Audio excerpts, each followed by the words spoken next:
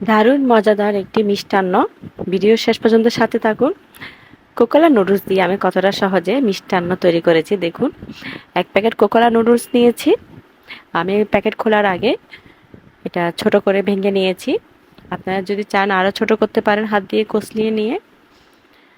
তারপর আমি 1 লিটার দুধ চুলায় জাল দিয়ে ঘন করে নিয়েছি। প্রায় 3 কাপের মতো করেছি 1 লিটার দুধকে। এরপর আমি নুডলসটা ঢেলে দিচ্ছি। তারপর আমি খেজুর মিঠা অ্যাড করছি প্রায় 2-3 চামচের মতো। আপনারা পরিমাণ মতো মিষ্টি যেভাবে খান সেভাবে অ্যাড করতে পারেন। চাইলেই চিনিও অ্যাড করতে পারেন। যদি খেজুর মিঠা না থাকে খেজুর মিঠা দিলে টেস্টটা অনেক বেশি বৃদ্ধি পায়। তারপর আমি নারকেল কুচি দিচ্ছি। আমি নারকেল কুচি করে ডিপ ফ্রিজে পলিথিনে সংরক্ষণ করে রাখি। এতে আমার ছোটাতে কোনো সমস্যা হয় না। আমি আস্তে আস্তে ছেঁচে নিয়ে নিই। আর বাদামটাও আমি সবসময় ভেঙে গোটা করে রেখে দিই যেন শর্টকাট ইউজ করতে পারি। আমি সবসময় সময় বাঁচিয়ে কাজ করার চেষ্টা করি। আমি কিশমিশ, বাদাম, পেস্তা বাদাম এবং লবণ দিয়ে দিলাম স্বাদ মতো। আর এবারে সব কিছু রেডি করতে করতে আমার এদিকে বলক উঠে গেল।